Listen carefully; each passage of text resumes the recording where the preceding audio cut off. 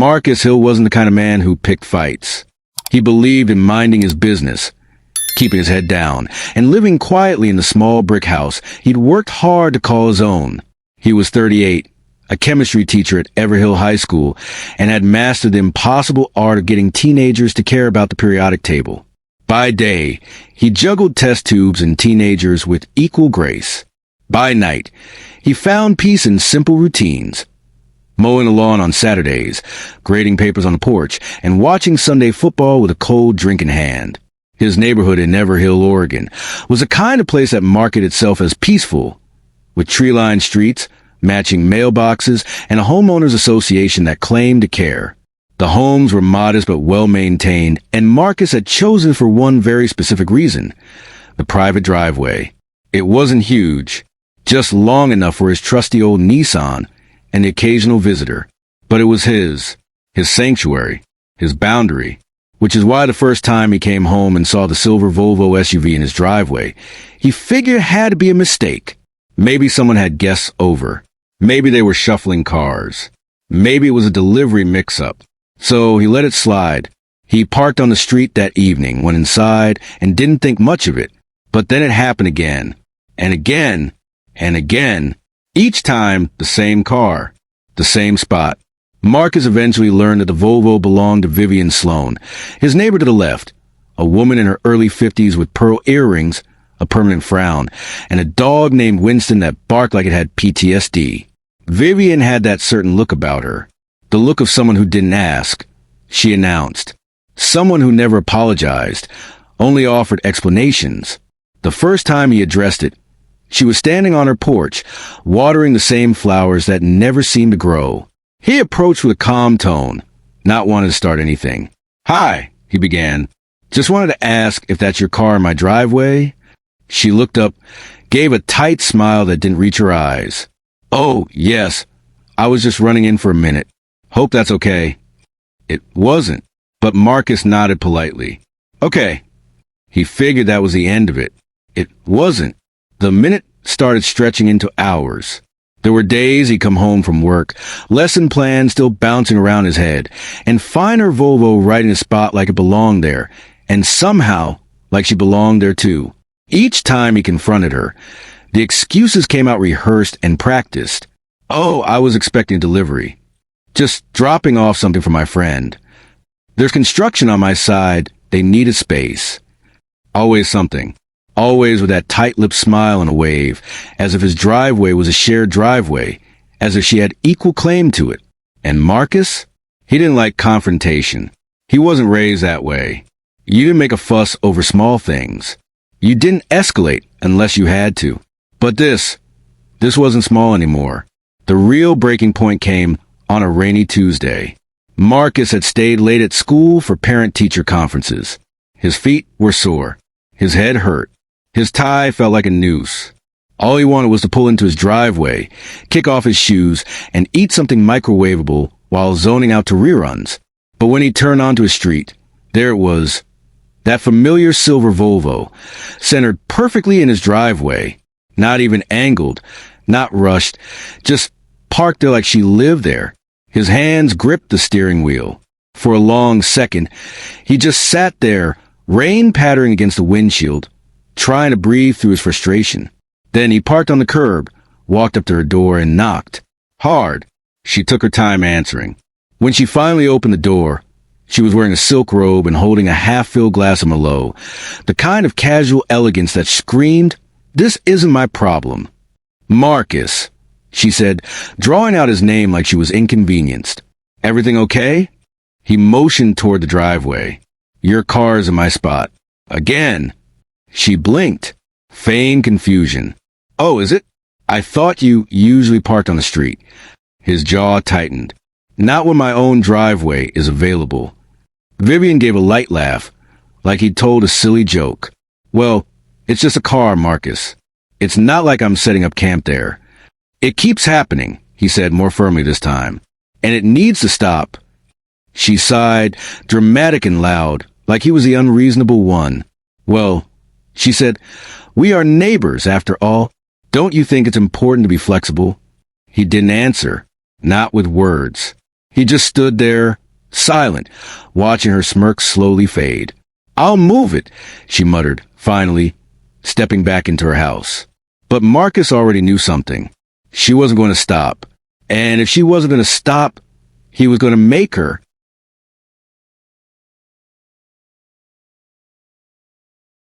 It was one of those days when Marcus Hill felt like he was running on fumes. A full day of lab cleanups, paper grading, and mediating a verbal brawl between two students who argued whether baking soda could explode. All part of a normal Thursday for a high school chemistry teacher. He was tired, bone tired. By the time he pulled into his neighborhood, the sun was already dipping low, casting warm shadows across Everhill's pristine sidewalks and lawnscape perfection. All he wanted to do was park, shower, and eat something quick before collapsing on the couch. But as he rounded the corner onto his street, that familiar metallic glint hit him like a punch in the chest. Vivian Sloan's silver Volvo XC90 was parked smack dab in the middle of his driveway. Again, not just partially in, not a wheel brushing the edge. No, it was dead center, parked like it belonged there, like she belonged there. And this time, there was no construction, no trash pickup, no delivery truck in sight. Just her car, occupying a space that wasn't hers, like it was the most natural thing in the world. Marcus gripped the steering wheel tighter than necessary, then slowly pulled over to the curb. He turned off the engine and sat there for a moment, letting the quiet cabin of his Nissan soak up his frustration. He had given her chances, polite warnings, friendly reminders. He had parked on the street, bitten his tongue, even tried to empathize. And now here he was again, his kindness laid out like a doormat for someone else to walk over. Not tonight. He stepped out of his car, locked it, and walked straight up to Vivian's front door. 3 firm knocks. No answer. He waited, counted to 10. Knocked again, harder this time. Finally, the door creaked open. Vivian appeared, framed by soft indoor lighting, dressed in silk pajamas, holding yet another glass of red wine. She raised one perfectly groomed eyebrow, as if this was an interruption to her spa night. "Marcus," she said, slow and sweet, as if tasting the syllables. "What's wrong now?" He didn't respond to the sarcasm, just tilted his head toward the driveway. "Your car's in my spot. Again." She glanced behind him casually, like she was confirming something she already knew. "Oh, that? I had some groceries and didn't want to walk far. Figured you wouldn't mind." He stared at her, long and silent. The kind of silence that wasn't awkward. It was heavy, measured. "I do mind," he said, voice low but firm. "I've told you this before." She blinked slowly, sipping her wine. "You usually park on the street, though." "Because you're always in my driveway," he said. "That doesn't make it okay." Vivian gave a dry little chuckle, the kind rich people use when they think you're being overly dramatic. Then she rolled her eyes. "Are you really getting this upset over a driveway?" Marcus didn't flinch. He didn't raise his voice. He didn't give her what she clearly wanted, a reason to label him angry. He simply said, "I'm not upset about the driveway. I'm upset that you think my boundaries don't matter." There it was, a truth sharp enough to cut silk. Vivian's mouth twitched, a smile she couldn't quite finish. She took another sip. "Well," she exhaled, "I'll move it. No need to be dramatic." She turned to go, but just before she disappeared inside, she muttered something under her breath. Marcus couldn't catch all the words, but he caught the tone. Dismissive, mocking. He stepped forward, stopping in the doorway. "What did you just say?" She looked back at him with an innocent expression. "Nothing." "No," he said. "You said something." Vivian smirked, tilting her head with faux innocence.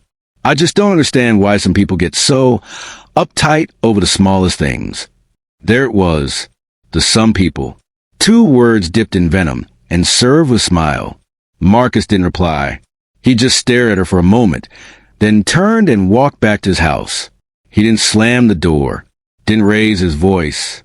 He didn't call her names or make threats. What he did do, as soon as he was back on his couch, was pull out his phone, open his notes app, and add one more line to the log he'd been keeping. Thursday, 6:48 p.m., Volvo parked again. No delivery truck. She admitted doing it intentionally. Mocked me when asked. Then, for the first time, he scrolled through his notes, photos, and dates, realizing just how long this had been going on. Too long. He didn't feel angry. Not anymore. He felt done. Vivian didn't know it yet, but her reign over that driveway, and over Marcus's patience, was about to come to an end. Because kindness, when trampled enough times, doesn't vanish. It sharpens. It prepares. It waits. And it strikes back precisely and without a sound. Marcus Hill didn't sleep well that night. He lay in bed, staring at the ceiling fan spinning slow circles above him, replaying the exchange over and over. Her tone, that smirk, the way she said some people, the way she always knew she was crossing a line, but never cared because she was so sure no one would ever hold her accountable. And honestly, she was probably right. Vivian Sloan wasn't just a neighbor. She was connected. Marcus had heard the whispers the day he moved in. She's on the HOA board. Friend with Karen. She helped write the community bylaws. And Karen, HOA president, self-declared neighborhood watchdog, was exactly the type of woman who thrived off petty power. The type who once fined someone $50 for leaving their recycling bin out half a day too long. The type who wrote emails with phrases like, "In the interest of maintaining property values." Marcus had tried to stay out of it. He didn't care about politics, lawn competitions, or passive-aggressive bake sales. He just wanted peace. But peace, it seemed, wasn't something you got. It was something you had to fight for. The next morning, Marcus left for work early. He tossed his laptop bag in the passenger seat, sipped lukewarm coffee, and stared at Vivian's house one last time before pulling out. She hadn't moved the car until late last night. Not because she forgot, but because she wanted him to know she could. During lunch, while the students were off learning how to make soda volcanoes with a substitute teacher, Marcus made a call. It rang twice before a dry, monotone voice answered. "Everhill HOA office, this is Denise." He cleared his throat. "Hi, I'm Marcus Hill. I live on Sycamore Drive. I'd like to file a complaint." There was a pause. Then, nature of the complaint? "My neighbor keeps parking in my driveway." Another pause, longer this time. "Is there any property damage?" "No, but—" "Sir," Denise interrupted, already sounding tired. "We typically don't get involved in neighbor-to-neighbor issues unless there's a clear violation or physical damage." "Have you spoken with her directly?" "Yes, multiple times. She keeps doing it. We can send a courtesy email, but beyond that..." She trailed off, as if daring him to keep pushing. Marcus exhaled slowly.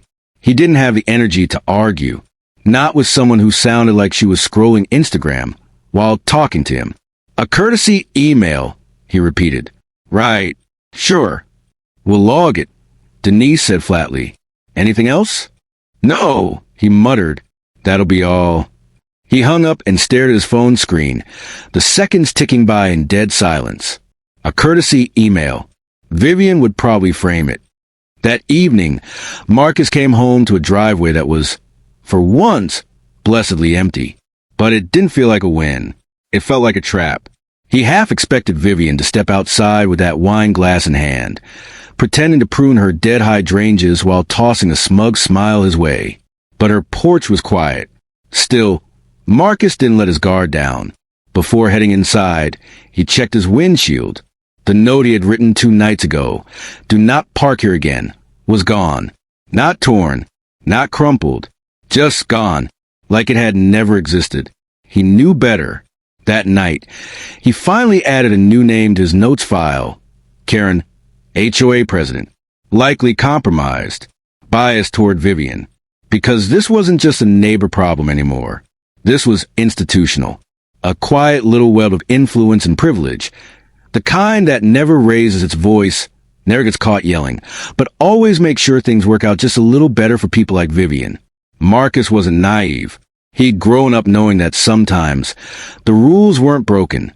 They were simply designed to exclude people like him. So no, he wasn't shocked. But that didn't mean he was going to roll over. He sat on the couch, watching the evening news play in the background, his mind miles away. He thought about how many other neighbors had probably dealt with this before. How many had been gaslit into silence? How many had just moved away instead of fighting back? He thought about his students, especially the young black boys in his class, and how often he told them, "You have a right to take up space, to speak up, to push back." And here he was, letting someone like Vivian treat him like he was invisible. Not anymore. Marcus went to bed with a plan forming in the back of his mind. He didn't know exactly what he'd do yet, but he knew this much. He was done being polite. He wasn't going to yell. Wasn't going to slam doors. He wasn't going to let her control the story by pushing him into acting out. But the next time she parked in his driveway, he wasn't going to knock. He wasn't going to leave a note. He wasn't going to make a phone call to the HOA. He was going to make a move she couldn't ignore. And when it happened, she wouldn't see it coming. Not because it was sudden, but because, like so many before her, she mistook his silence for weakness. The next day was a Friday.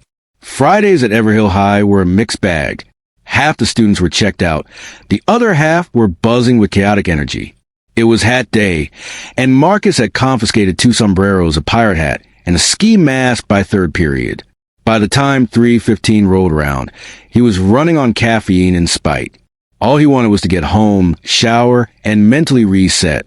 He had plans to do absolutely nothing that night, a sacred ritual after surviving another week in the trenches of public education. He turned the final corner onto Sycamore Drive, rolled past a row of well-manicured lawns, and then he saw it. The Volvo, again, in his driveway, parked so comfortably, so smugly, it might as well have had a nameplate. Marcus didn't feel surprise, not even anger, just clarity. He pulled over slowly, not hurried, not flustered, like a man who had seen this moment coming. He stepped out of the car and stood there for a second, eyes locked on the silver SUV. It sat there with its shiny rims and tinted windows, like a symbol of entitlement. Still warm from the engine, meaning she had just arrived. Perfect. Marcus pulled out his phone, scrolled to a number he had saved days ago, and hit dial. Suncrest Towing. This is Tony. "Hey, this is Marcus Hill," he said, voice calm. "I need a vehicle removed from my driveway." Tony grunted like this was nothing new. "Same address as before?" "Yep. Same car. Same car. We'll be there in 15. Marcus smiled. He walked up to his porch, sat down on the wooden steps, and waited, like someone who'd finally stopped chasing peace and decided to create it. No anger. No pacing. Just stillness. 15 minutes later, right on cue, the tow truck rumbled onto the street. Big, bold, unapologetic. Tony stepped out, gloves already on, clipboard in hand. "You got proof this is your property?" Marcus pulled out his deed, laminated, because he was that prepared. Tony nodded. "Let's hook her up."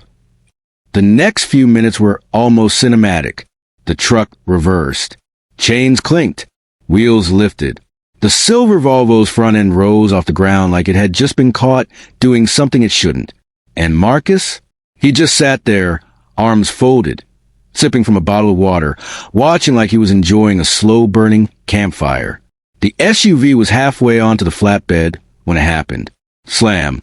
Vivian's front door flew open so hard it bounced back against the house. She came storming out in silk pajama pants, an oversized hoodie that read coffee before chaos. Her hair was pulled back hastily, one flip-flop dragging behind her. "What are you doing?" she screamed, charging toward the truck. Tony didn't even flinch. "Ma'am, step back. This vehicle is being removed from private property." Vivian's head snapped toward Marcus. "You called the tow truck again?" He didn't get up, just leaned back against the porch railing. "You parked in my driveway. Again." "I was only going to be there for a minute. I was dropping something off." "It's been 30 minutes, Marcus said, checking his watch. "I've been sitting here the whole time." Vivian's face was turning the color of overcooked salmon. "This is insane. You're being petty." Marcus stood now, slowly, calmly. "You've said that before. And yet here we are." Vivian clenched her fists. "You don't understand what you're doing. I'm on the HOA board. I can make things very difficult for you." He actually laughed.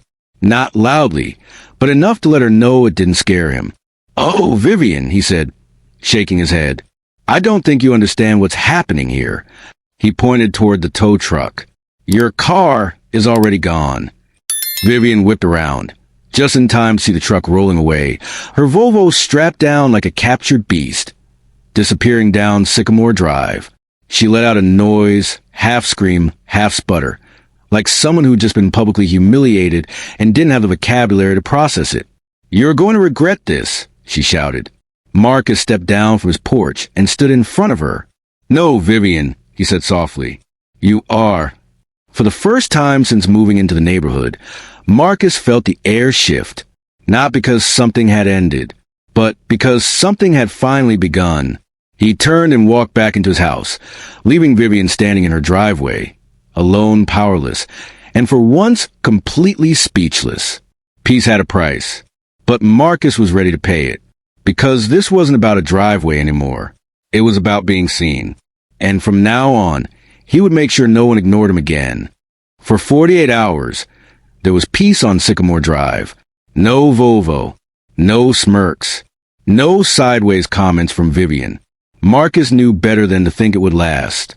Vivian Sloan was the type of person who didn't just move on, she retaliated. But she didn't throw tantrums in public. No, her weapons were subtle, sharp, coated in sugar but tipped in poison. And right on schedule, the first strike came Monday morning. It was waiting for Marcus when he opened his front door, a note taped neatly to the glass, written in bright red marker on monogram stationery that read, "With warm regards." In this community, we look out for one another, not attack each other over minor inconveniences. I hope we can remember what being a neighbor truly means. A concerned neighbor. There was no signature. Of course not.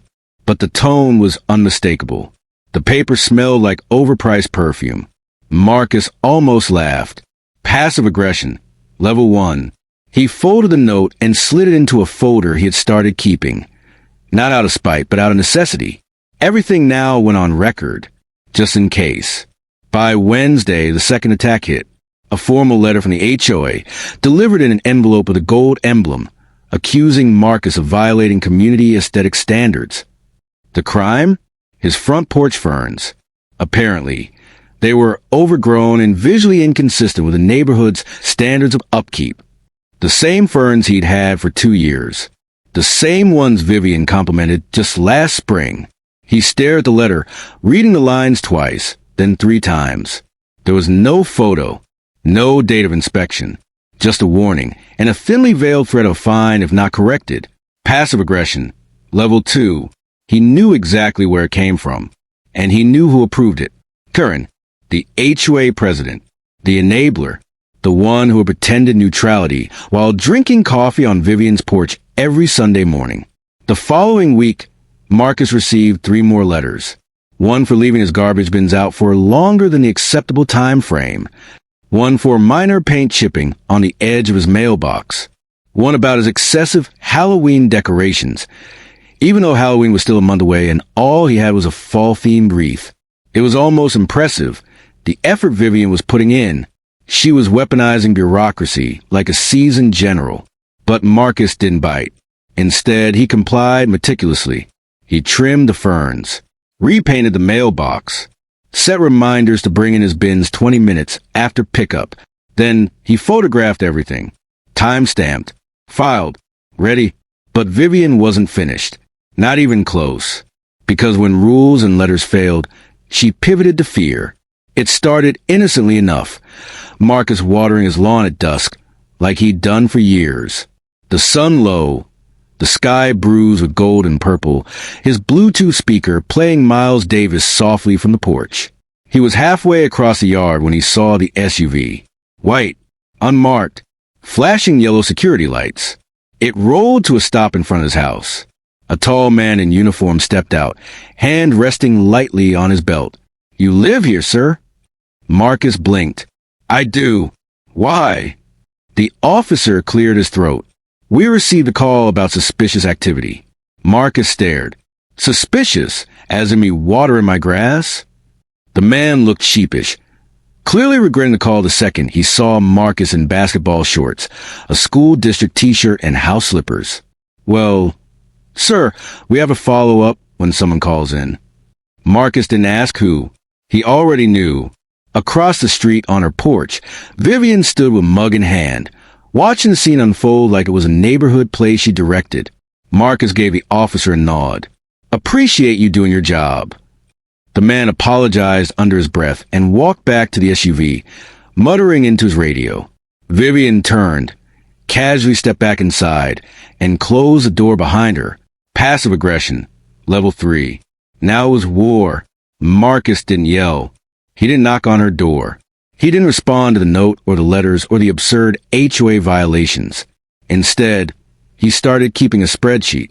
Dates, times, violations, corresponding photos, witnesses when possible. He didn't just want to win. He wanted to bury her in facts. Because while Vivian played dirty, Marcus played smart. And quietly, people were starting to notice. Parents at school started asking about the flyers. Neighbors sent him texts like, "She fined me $75 last year for leaving a flag out on Memorial Day. She called security on my 16-year-old for skateboarding. If she parks in your driveway again, I'll help pay the tow fee." Vivian's grip on the neighborhood was slipping, not because Marcus was loud, but because his silence had weight now. He had turned it into something solid, strategic. He hadn't screamed once, but somehow everyone had heard him. Saturday morning arrived with an eerie calm. The street was quiet, too quiet. No leaf blowers, no barking dogs. Just a heavy stillness that made Marcus feel like something was about to happen. But he already knew. This wasn't just another quiet Saturday. This was a standstill before the shift. Vivian hadn't parked his driveway all week, and that alone was suspicious. She was many things, petty, entitled, persistent, but she wasn't subtle. If she wasn't parking in his driveway, she was planning something else. Marcus could feel it. So when he opened his door that morning and saw her porch decorated with fresh mums, a seasonal welcome mat, and a giant ceramic pumpkin that read, "Blessed is home," he knew it wasn't a friendly gesture. It was a performance, a calculated one. And then she did it. The one move she hadn't tried yet. She smiled. Not a smirk. Not a sarcastic twitch.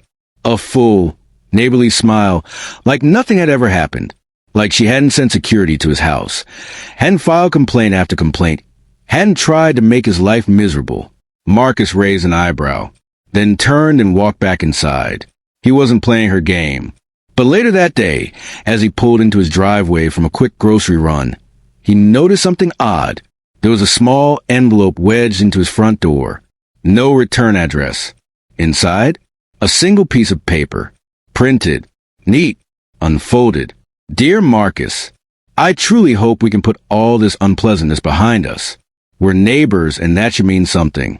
These misunderstandings have gone too far, and I want to make things right. Let's move forward in the spirit of community."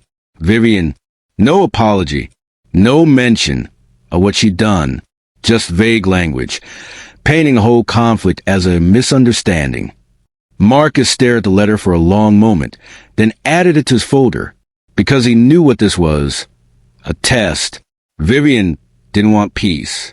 She wanted the illusion of peace. On her terms. She wanted to reset the board without acknowledging the damage she'd caused. Marcus had seen it too many times. In staff meetings, in parent conferences, even in student cliques. The ones who created chaos would suddenly extend an olive branch right before someone stepped in to hold them accountable. Not because they were sorry, but because they were scared. That evening, Marcus sat on his porch with a warm cup of coffee, watching the sun set over Sycamore Drive. It was quiet again, but different this time. He felt it in his bones. Vivian was winding up for something bigger. And he wasn't going to wait around for it. He stood, walked down the steps, crossed the sidewalk, and knocked on her door. Not politely, not aggressively, just deliberately. Vivian opened it with her usual flair. Another glass of red wine, this time in a crystal goblet that sparkled in the porch light. "Marcus," she said, surprised but not unprepared. "Everything okay?" He studied her for a second. "No," he said simply. Everything is not okay. She blinked. The fake smile twitched. Oh, I got your letter, he said. She nodded eagerly. Yes, I really meant it. I think we both got carried away and... You filed for complaints to the HOA about nonsense, Marcus interrupted. Called security on me for watering my lawn. Left a passive-aggressive note on my door pretending to be someone else. You've been harassing me for weeks. Her eyes narrowed slightly, just for a second, then softened again. I think you're overreacting. I was just trying to make sure. No, Marcus said firmly. You were trying to provoke me, hoping I'd snap, hoping I'd give you something you could use. A reason to paint me as the problem. Vivian opened her mouth, then closed it. You've done this to other people, he continued. But it stops here. She laughed lightly, nervously. Marcus, you're making this more dramatic than it needs to be. I said I wanted to move on. No, he said again. You want to control back. That's what this is about. But I'm done letting you decide the rules. He took a step forward, not threatening, just unshakably solid. I'm not the neighbor you push around. I'm not the man who lets things go just because it's easier. I've been calm, patient, respectful, but don't mistake that for weakness. Vivian swallowed hard. For the first time, her eyes dropped. I gave you every chance, Marcus said, voice low but unwavering. Every note, every conversation, they were warnings. You ignored them. He stepped back. Whatever comes next, that's on you. He turned without another word and walked back across the street, leaving her in the doorway, stunned. That night, as he sat on his couch, the house quiet around him, Marcus didn't feel angry. He felt resolved, because silence wasn't surrender. It was a strategy, and now that the line had been drawn, Vivian would have to decide, back down or fall. Marcus was ready either way. It was a warm Saturday afternoon, the kind of day when Everhill, Oregon looked like a postcard. Kids zipped down the sidewalks on scooters, grills sizzled in backyards, and sprinklers caught the sunlight just right. Marcus Hill had just finished at the gym. He felt good. Sweaty, yes, but in that earned, satisfied kind of way. The kind that made you appreciate the quiet hum of a weekend. His family was coming over that afternoon for a cookout. Burgers, ribs, coleslaw, the works. He'd even stopped by the local bakery to grab a lemon cake his mom loved. He turned the corner onto Sycamore Drive, whistling to himself. And then he saw it. The silver Volvo. Vivian's Volvo. Parked dead center in his driveway. Again. Only this time it was worse. It wasn't just in his spot. It was blocking his garage. And it wasn't just her car. A second car, some shiny BMW he didn't recognize, was parked diagonally across her driveway. Like Marcus's home was just part of her overflow. Like he didn't exist. Marcus parked calmly down the street. He didn't stomp. He didn't huff. He didn't storm up to her door. Instead, he pulled out his phone, tapped the contact labeled Suncrest Towing, Tony. The call rang once. Yo. Hey, Tony. It's Marcus. Let me guess. Same driveway. Yep. Same car. We'll be there in 15. Marcus smiled. But this time, he didn't wait inside. He grabbed 2 folding chairs from his garage, set one up on the front porch, and sat down. Cool. Relaxed. The picture of calm. He even poured himself a glass of iced tea and watched the street like he was waiting for a fireworks show. 15 minutes later, the tow truck rumbled into view, big, bright, and impossible to ignore. The driver hopped out, nodded at Marcus, and walked up to Volvo like it was just another Tuesday. You got your deed? Marcus handed it over, without a word. The driver glanced at it. You want her facing forward or backward this time? Surprised me. They both smirked. Within moments, the truck reversed, chains clinked, hydraulics hissed, and Vivian's SUV lifted off the pavement like it had finally been caught in the act. That's when the door slammed. Vivian came flying out her house like a bottle rocket. Silk blouse, linen shorts, and fury painted across her face. She didn't look like a neighbor anymore. She looked like someone who had lost control of her kingdom. Stop, she screamed, arms flailing. What are you doing? Marcus didn't move. He took a sip of his tea, watched her storm across the lawn like a windstorm in heels. You called the tow truck again? He raised an eyebrow. You parked in my driveway again. I had guests over. There was no parking. Not my problem. She turned to the driver. You can't do this. This is harassment. The driver didn't blink. Ma'am, the car's on private property. We've got the deed and a call. Step back. Vivian was shaking now, actually trembling. You're being petty, Marcus. I told you I was going to move it. He set his glass down gently and stood.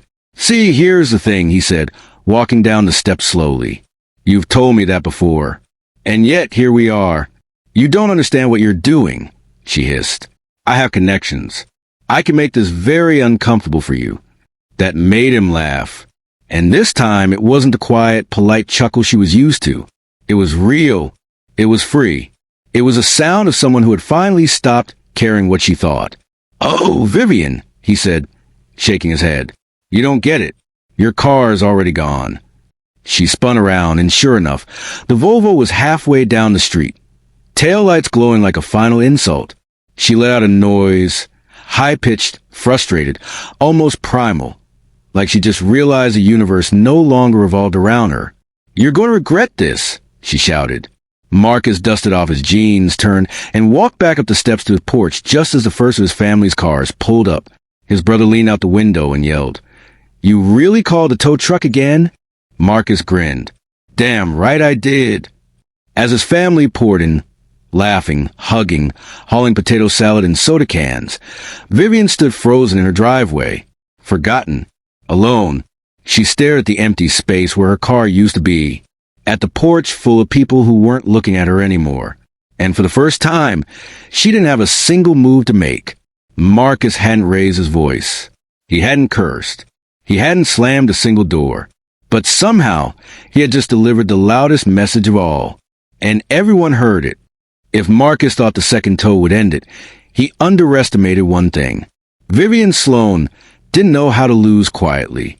She didn't come knocking on his door again. She didn't leave any more notes or call security or make another HOA complaint. No, this time, she went bigger. This time, she went public.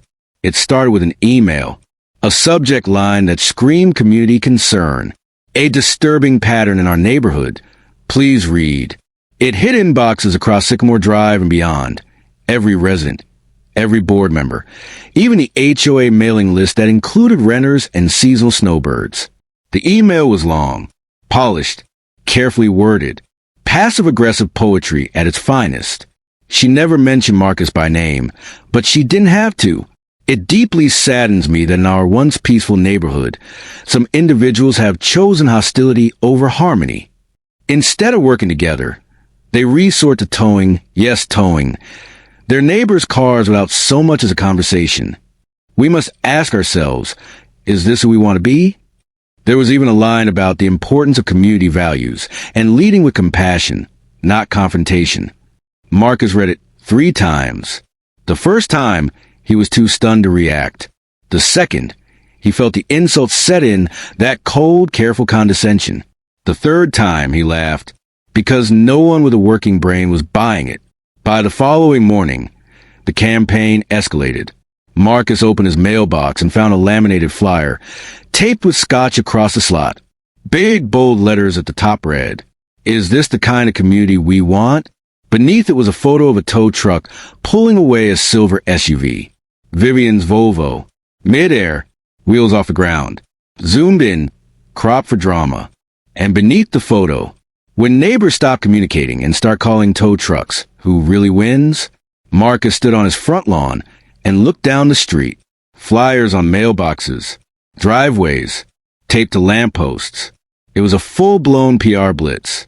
She wasn't just trying to save face. She was trying to reclaim the narrative. Because to Vivian, image was everything.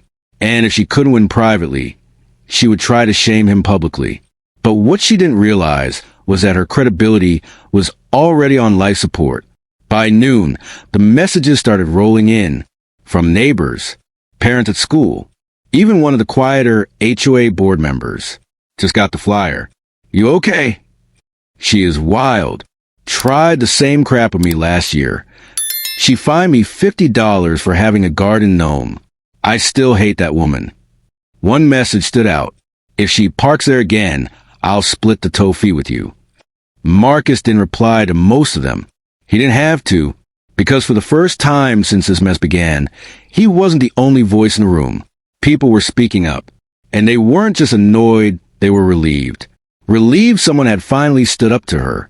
Vivian had been a problem long, before Marcus moved in. She was the kind of neighbor who used the HOA like a weapon. She reported teens for playing music too loud, took pictures of Halloween decorations she didn't like. She once tried to force a neighbor to repaint their garage, not because it violated policy, but because she thought the color wasn't mature. People had tolerated her for years, because it was easier, because they didn't want to fight, until Marcus, until tow truck number 2. And now, people had a name and a target for everything they bottled up. By evening, the flyers were gone. Most of them had been pulled down, crumpled, or tossed. Marcus watched one neighbor rip his in half right at the curb. And Vivian? She didn't come out all day. Her blinds stayed shut. Her porch light stayed off. She wasn't used to being ignored. She wasn't used to losing.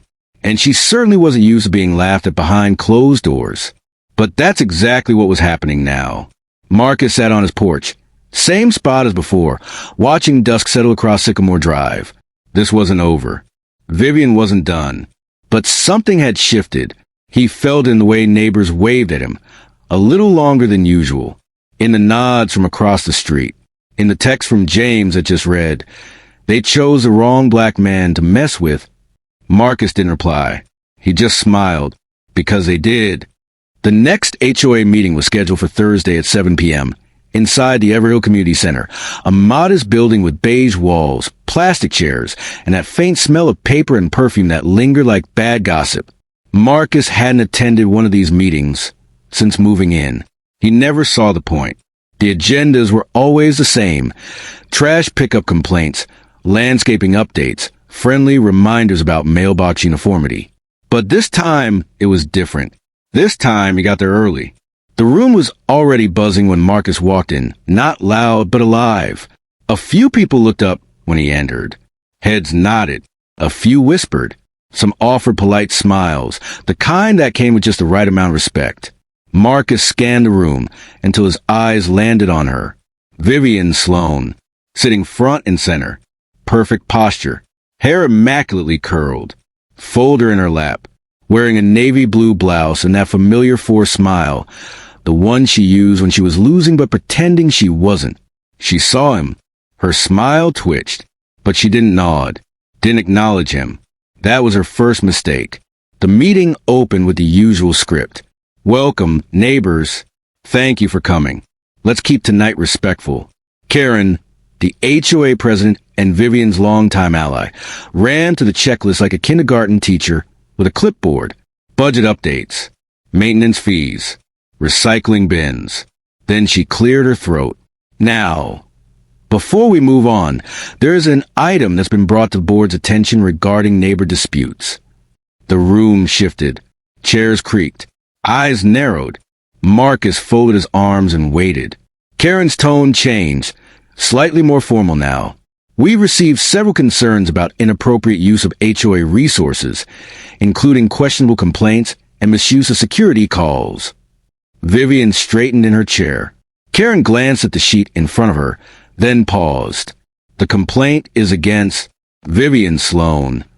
The words landed like a thunderclap. For the first time since the meeting began, Vivian looked genuinely caught off guard. She blinked, then looked at Karen, confused, as if waiting for her to laugh and say, "Just kidding." No such laugh came. "What?" Vivian said finally, voice just loud enough to carry. "I'm sorry. There must be a misunderstanding." One of the other board members, Mrs. Patel, a quiet woman in her 60s who usually didn't speak much, adjusted her glasses. "It's not a misunderstanding. There have been multiple reports of you calling security on residents without cause." A murmur swept through the crowd. Vivian looked stunned. "I did what was necessary.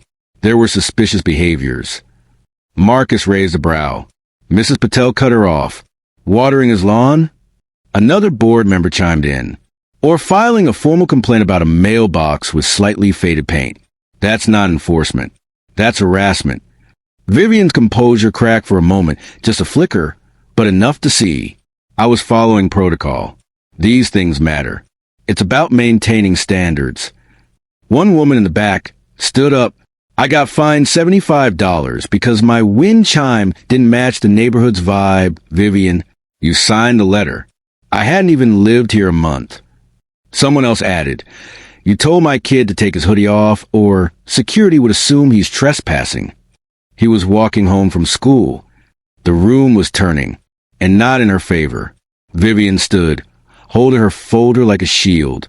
This is ridiculous. We are twisting things here. I have worked tirelessly for this community.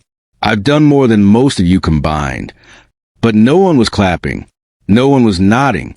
No one came to her defense. Karen, surprisingly, didn't even step in. Instead, she looked down, then back up. The board has voted to issue a formal censure. If further complaints are received, we'll consider removal. Vivian's eyes widened. You're taking a side? She pointed directly at Marcus. The room went quiet. He didn't flinch. He didn't speak. He didn't need to, because this wasn't his fight anymore. The community had picked it up. Mrs. Patel adjusted her glasses again. We're not taking sides, Vivian. We're taking the community's side. Vivian looked around the room, desperate for an ally, a smile, a glance, and found none. She opened her mouth again, but didn't speak. Then quietly, she sat back down. Her back was still straight, but her crown was gone. When the meeting adjourned, Marcus didn't rush out. He stood up slowly, gathered his things, and walked past Vivian without a word. But as he passed her row, he noticed her hand, gripping the folder so tightly her knuckles were white. The board had only issued a warning, but everyone in that room knew what it really was. The beginning of the end. Later that night, Marcus sat on his porch with a fresh cup of coffee, watching as porch lights flicked on one by one down Sycamore Drive. The air smelled like cut grass and quiet vindication. He didn't need to say, I told you so. He didn't need to say anything at all. Because when the whole neighborhood turns their chairs toward you, not to accuse, but to stand with you, that's louder than any words. Vivian had built her power on silence. Tonight, that silence had turned on her. And Marcus just listened to it crumble. The days following the HOA meeting were quiet, but not the kind of peaceful, neighborly quiet that made Marcus Hill feel at ease. No, this was the eye of the storm quiet. Vivian Sloan had been publicly called out, stripped of her perceived invincibility, and issued a warning by the very HOA board she used to dominate. And while she hadn't said a word to Marcus since that night, he knew better than to believe it was over. People like Vivian didn't just surrender. They retreated, regrouped, got creative. So when Marcus came home one Thursday afternoon and noticed something strange on his front lawn, he paused. Something was missing. It took him a moment to realize what it was. His trash bins were gone. Both of them. The blue recycling and the green waste bin. Not tipped over. Not rolled to the side. Just gone. He walked to the curb. Checked the neighbors. Everyone else still had theirs. He checked across the street. Nothing. Then he looked over toward Vivian's house. And that's when he saw it. Behind her fence, just barely visible through the wooden slats, were two trash bins. His trash bins. Stacked. Tucked away. Hidden like stolen evidence. Marcus blinked. Slowly. She really did it. She really actually did it. After all the notes, the complaints, the calls to security, the towing, the flyers, the HOA meeting, Vivian Sloan had officially downgraded her campaign from neighborhood tyrant to petty criminal. She stole his trash cans. Marcus laughed. Out loud. Alone. It was absurd. It was childish. It was pathetic. And it told him exactly what he needed to know. She was spiraling. He walked back inside, pulled out his phone, and opened the Vivian Sloan folder, now a mini archive of texts, pictures, HOA letters, emails, screenshots, timestamps. He scrolled to the end and tapped New Note. Thursday, 4:42 p.m. Trash bins missing. Spotted behind Vivian's fence. See photos. Then he stepped back outside and, like clockwork, took 3 pictures, wide shot, zoom, and angled, one with the house number visible. All clear, all sharp. He wasn't just documenting behavior anymore. He was building a case. Then he crossed the lawn and walked straight to Vivian's front door. 3 firm knocks. No answer. He waited, knocked again. Finally, the door cracked open an inch. Vivian peered through, eyes tired, skin paler than usual. She didn't look smug. She didn't look combative. She looked drained. "Yes?" she said, her voice flat. Marcus held up his phone. "The photo of the bin's on screen. You want to explain why my trash cans are in your backyard?" She blinked, slowly, then crossed her arms. "I don't know what you're talking about." Marcus almost smiled. She still had it in her. The denial reflex. That built-in instinct to never admit, never concede, never even blink wrong. "I have photos," he said. "Calm, cool, precise. Let's not do the dance." Vivian stared at him for a long second. Then something in her eyes flickered. Not defiance. Not arrogance. Something else. Fear? No. Exhaustion. She didn't respond. Marcus took a small step forward. Not threatening. Just steady. "You've tried everything," he said, voice quiet. "Fake notes. Security calls. Public emails. Now trash can theft. Still," she said nothing. "I've been patient. I've been respectful. I gave you room to correct things. You chose not to." She swallowed. "This neighborhood used to listen to you," he continued. "But not anymore. And you know why?" Silence. "Because you're not feared. You're just tired, bitter, and exposed." Her jaw tightened, but her hands stayed at her sides. "You've spent months trying to make my life miserable," Marcus said. "But look around." He motioned toward the street. The calm, the stillness. "Your flyers are gone. Your allies are silent. And now you're out here, stealing trash cans like a teenager who lost prom queen." Vivian finally spoke, very softly. "Are you done?" Marcus tilted his head. "You lost, and you know it." She didn't reply. She just shut the door. No slam, no snide comment, just a slow, deliberate click. Marcus stood there for a second, let the silence sink in, then walked back across his lawn, not rushed, not smug, and sat down on his porch. He took a deep breath, because that moment, that door closing without a fight, was the first real sign she was finished. Not because she'd run out of ways to attack him, but because none of them worked anymore. The next morning, Marcus filed an official complaint with the HOA, including timestamps, photos, and a written summary. He didn't ask for a fine. He didn't demand an apology. He just presented the facts. By the end of the week, the board had no choice. Vivian Sloan was removed from the HOA board. Her title, her sway, her grip, gone. She didn't speak to Marcus again. Not a word. No more notes. No glares. No muttered sarcasm. She didn't even look at him. She became what she had always feared most. Invisible. It happened without an announcement. No fanfare. No farewell speech. Just a for sale sign in Vivian Sloan's yard. One morning it wasn't there. The next morning it was white post, red letters, tilted just slightly, like whoever hammered it in didn't care about perfection. Marcus saw it as he stepped outside to grab the morning paper. He paused, staring at it for a beat longer than necessary, letting the image settle. She was leaving. No letter. No apology. Not even a passive-aggressive parting shot. Just a quiet confirmation of what everyone had already known for weeks. Vivian had lost. And not just a title or a position. Not just her seat on the HOA board. She lost her control. Her clout. Her audience. A week earlier, the HOA board had made it official. A final email went out to the neighborhood. After careful review of the evidence presented in multiple resident complaints, the board has voted unanimously to remove Vivian Sloan from her position as HOA committee member, effective immediately. The email didn't use words like harassment or abuse of power, but it didn't have to. Everyone knew what it meant, and the silence that followed was deafening. No rebuttal from Vivian. No dramatic final post on the neighborhood Facebook page. She just faded. In the days that followed, Marcus noticed small changes.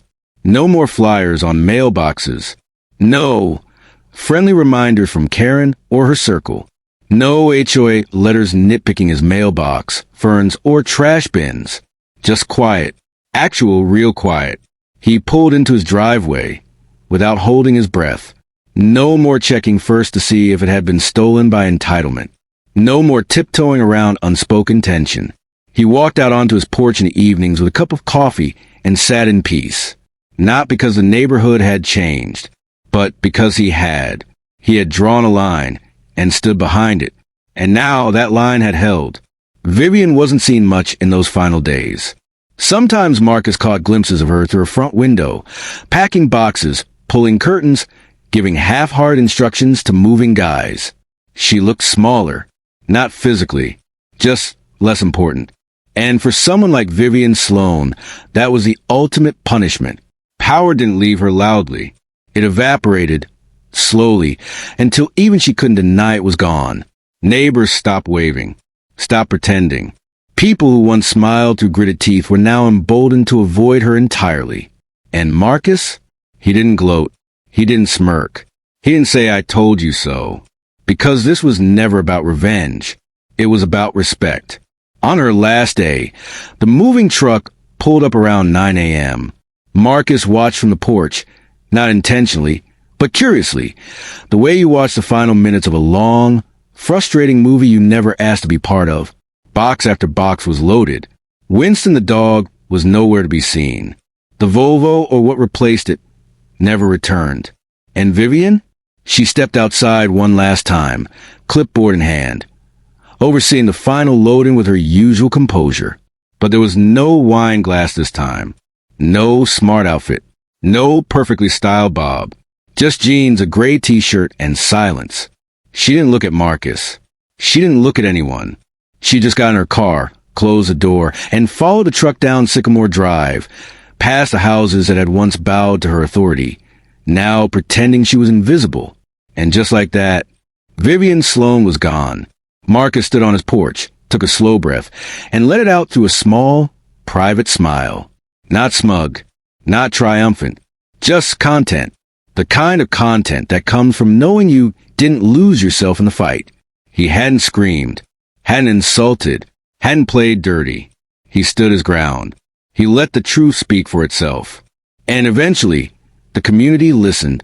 Over the next few weeks, something shifted in the neighborhood. People became friendlier, more open. Kids rode their bikes past his house and waved. A woman from 3 streets overstopped by to drop off cookies and thank him for standing up for all of us. A young couple moving in asked if there were any neighborhood rules to watch out for, and Marcus simply said, "Only one. Don't park in someone else's driveway." They laughed. He meant it. In the end, Vivian had been a tyrant disguised as a neighbor. And Marcus? He had been the one person who chose not to flinch.